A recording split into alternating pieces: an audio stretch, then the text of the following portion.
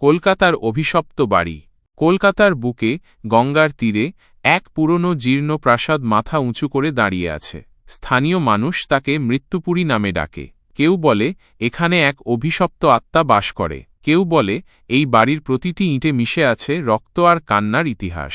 অষ্টাদশ শতাব্দীর মাঝামাঝি সময়ে এই প্রাসাদটি তৈরি করেছিলেন রাজা কৃষ্ণকান্ত রায়। তিনি ছিলেন এক অত্যাচারী জমিদার। প্রজাদের ওপর তার নিষ্ঠুরতার কোনো সীমা ছিল না। কথিত আছে তিনি নিজের স্বার্থসিদ্ধির জন্য বহু নিরপরাধ মানুষকে হত্যা করেছিলেন। তার পাপের বোঝা এতটাই ভারী ছিল যে মৃত্যুর পরেও তার আত্মা শান্তি পায়নি। কৃষ্ণকান্ত রায়ের মৃত্যুর পর তার বংশধরেরা এই প্রাসাদে বসবাস করতে শুরু করেন, কিন্তু তাদের জীবনও সুখের হয়নি। একের পর এক অস্বাভাবিক ঘটনা ঘটতে থাকে। কেউ বলে রাতে প্রাসাদের করিডোরে ভারী বুটের শব্দ শোনা যায়, কেউ বলে বন্ধ ঘরেও ভেসে আসে চাপা কান্নার আওয়াজ, আবার কেউ বলে আয়নায় দেখা যায় এক রক্তমাখা মুখের প্রতিচ্ছবি। এসব ঘটনার জেরে একসময় রায় পরিবারের সদস্যরা প্রাসাদ ছেড়ে চলে যেতে বাধ্য হন। তারপর থেকে এই বাড়িটি পরিত্যক্ত অবস্থায় পড়ে আছে। 2023 সাল কলকাতা বিশ্ববিদ্যালয়ের ইতিহাসের ছাত্র অর্ক, তার বন্ধু রিয়া ও শুভ্র মিলে ঠিক করে তারা মৃত্যুপুরীর রহস্য উন্মোচন করবে। অর্ক ভূতের গল্পে বিশ্বাস না করলেও ইতিহাসের প্রতি তার গভীর আগ্রহ ছিল। রিয়া ছিল সাহসী ও অনুসন্ধিৎসু, আর শুভ্র ছিল কিছুটা ভীতু, কিন্তু বন্ধুদের সঙ্গ ছাড়তে রাজি ছিল না।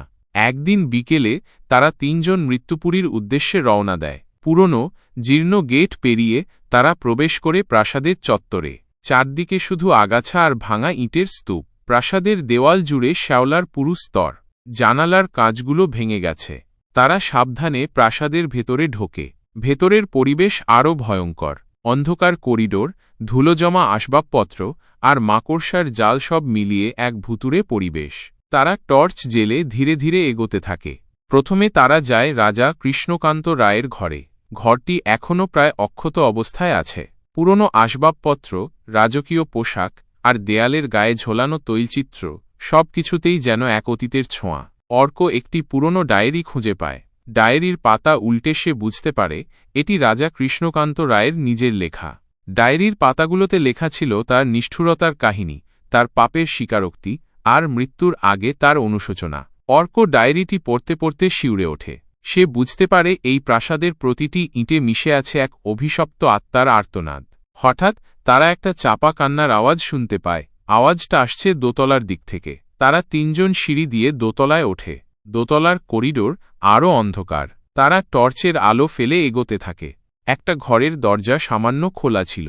তারা সাবধানে উঁকি মারে। ঘরের ভেতরে একটা পুরনো আয়না রাখা আছে। আয়নার সামনে একটা চেয়ারে বসে আছে এক নারী। তার মুখ দেখা যাচ্ছে না। সে মাথা নিচু করে কাঁদছে। রিয়া সাহস করে ঘরে ঢোকে। সে নারীটির কাছে গিয়ে জিজ্ঞেস করে, আপনি কে? কাঁদছেন কেন? নারীটি ধীরে ধীরে মুখ তোলে। তার মুখ রক্তে মাখা, চোখ দুটো শূন্য দৃষ্টিতে তাকিয়ে আছে। সে ফিসফিস করে বলে, আমি কৃষ্ণকান্ত রায়ের স্ত্রী। তিনি আমাকে খুন করেছিলেন।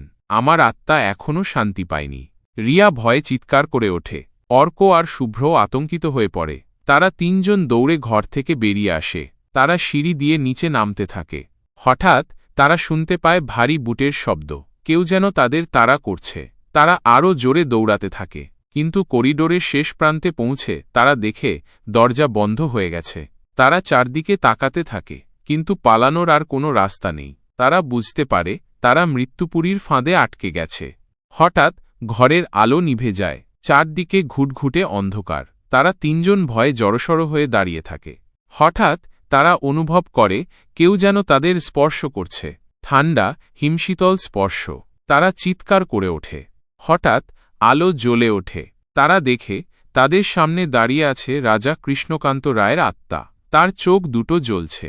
তার মুখ ক্রোধে বিকৃত। তিনি গর্জন করে বলেন, তোমরা আমার শান্তি নষ্ট করতে এসেছ? আজ তোমাদের শেষ দিন। অর্ক, রিয়া ও শুভ্র ভয়ে কাঁপতে থাকে। তারা বুঝতে পারে তাদের আর বাঁচার কোনো আশা নেই। কৃষ্ণকান্ত রায়ের আত্মা তাদের দিকে এগিয়ে আসতে থাকে। তারা তিনজন একে অপরের হাত ধরে শেষ মুহূর্তের জন্য প্রস্তুত হয়। হঠাৎ একটা তীব্র আলো এসে কৃষ্ণকান্ত রায়ের আত্মাকে গ্রাস করে। তিনি চিৎকার করে অদৃশ্য হয়ে যান। তারা তিনজন হাঁপাতে থাকে। তারা বুঝতে পারে কোনো এক অজানা শক্তি তাদের বাঁচিয়েছে।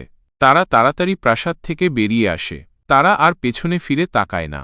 পরের দিন অর্ক, রিয়া ও শুভ্র মৃত্যুপুরীর ঘটনা নিয়ে একটি প্রতিবেদন লেখে। তারা ডায়েরির কথা উল্লেখ করে রাজা কৃষ্ণকান্ত রায়ের পাপের কাহিনী তুলে ধরে। তাদের প্রতিবেদনটি প্রকাশিত হওয়ার পর মৃত্যুপুরীর রহস্য নিয়ে আবার আলোচনা শুরু হয়। অনেকে বিশ্বাস করে অর্ক, রিয়া ও শুভ্র সত্যিই ভুতুড়ে অভিজ্ঞতার সম্মুখীন হয়েছিল। আবার অনেকে বলে এটি তাদের কল্পনা। কিন্তু অর্ক, রিয়া ও শুভ্র জানে তারা যা দেখেছে তা কোনো কল্পনা নয়। মৃত্যুপুরীর অভিশপ্ত আত্মা এখনও সেখানে ঘুরে বেড়ায়। হয়তো কোনো একদিন সে আবার ফিরে আসবে।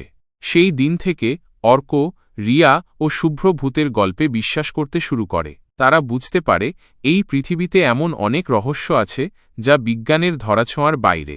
তারা প্রতিজ্ঞা করে তারা মৃত্যুপুরীর রহস্য উন্মোচন করে ছাড়বে। তারা জানতে চায় কেন কৃষ্ণকান্ত রায়ের আত্মা এখনও শান্তি পায়নি, কেন এই প্রাসাদ অভিশপ্ত হয়ে আছে। তাদের এই অনুসন্ধানের পথে তারা আরও অনেক ভুতুড়ে ঘটনার সম্মুখীন হয়। তারা জানতে পারে মৃত্যুপুরীর প্রতিটি কোণে লুকিয়ে আছে এক অজানা ইতিহাস। তারা জানতে পারে রাজা কৃষ্ণকান্ত রায় শুধু অত্যাচারী জমিদার ছিলেন না, তিনি ছিলেন একজন কালো জাদুকর। তিনি নিজের ক্ষমতা বাড়ানোর জন্য বহু নিরপরাধ মানুষের বলি দিয়েছিলেন। তার পাপের বোঝা এতটাই ভারী ছিল যে মৃত্যুর পরেও তার আত্মা শান্তি পায়নি। সে এখনও মৃত্যুপুরীর দেওয়ালে দেওয়ালে ঘুরে বেড়ায় তার পাপের প্রায়শ্চিত্ত করার জন্য। অর্ক, রিয়া ও শুভ্র বুঝতে পারে মৃত্যুপুরীর রহস্য উন্মোচন করা সহজ নয়। এর জন্য তাদের অনেক বিপদ ও ঝুঁকির সম্মুখীন হতে হবে। কিন্তু তারা হাল ছাড়ে না। তারা জানে সত্যের পথ সবসময় কঠিন হয়, কিন্তু শেষ পর্যন্ত সত্যেরই জয় হয়।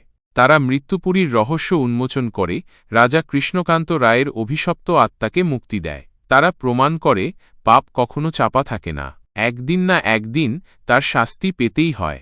এই গল্পটি কলকাতার বুকে আজও শোনা যায়। মৃত্যুপুরীর অভিশাপের কাহিনী আজও মানুষকে আতঙ্কিত করে তোলে।